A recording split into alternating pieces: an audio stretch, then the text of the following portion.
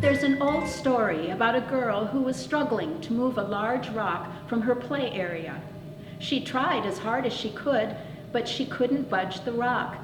It was simply too big for her.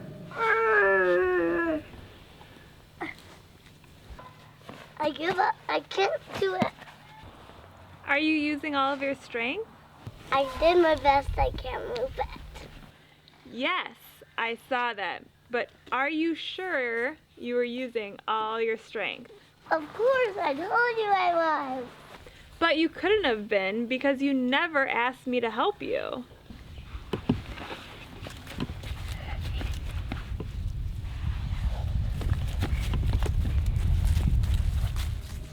From the beginning, the Presbyterian Church has been founded on a similar principle.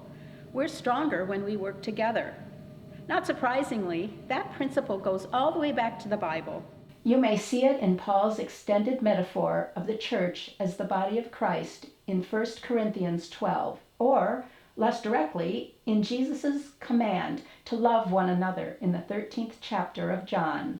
That principle is enshrined in our Presbyterian structure, which gathers together all the churches of a given region, both large and small, and all others in between, to form presbyteries, which serve to help their congregations with finding pastors, providing continuing education and resources, and assisting with mediation and reconciliation services when the need for those things arises, along with many other things.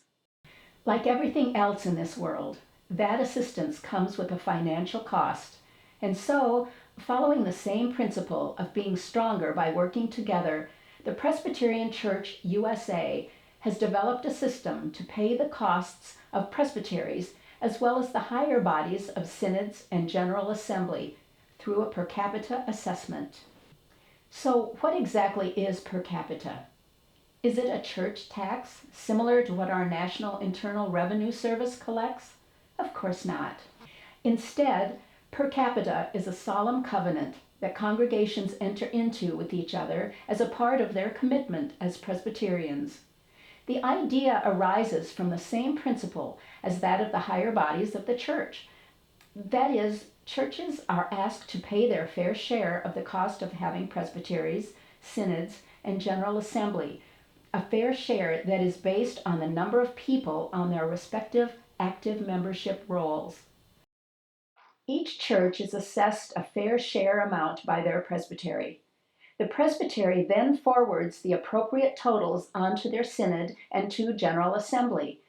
Each year, those totals change based on the amounts needed to fund the work of the higher bodies for that particular year and on the number of active members worshiping in that presbytery. And each year, many church members reimburse their local congregations for the cost of their individual per capita amounts through a special once-a-year donation. None of that is mandated, of course. It's a choice, but it's a choice based on a biblical mandate.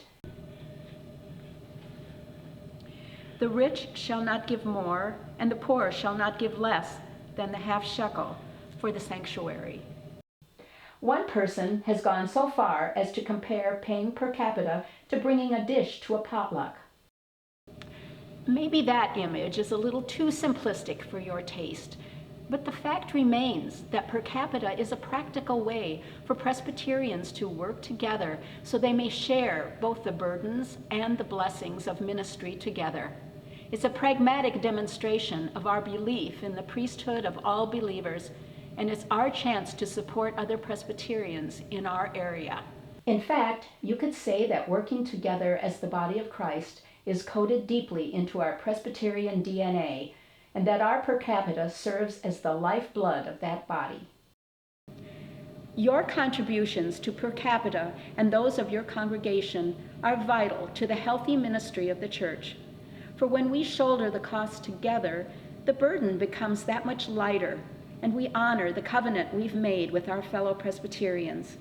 So please, go the extra mile and donate your family's per capita amount each year as part of your stewardship of gratitude to the Lord.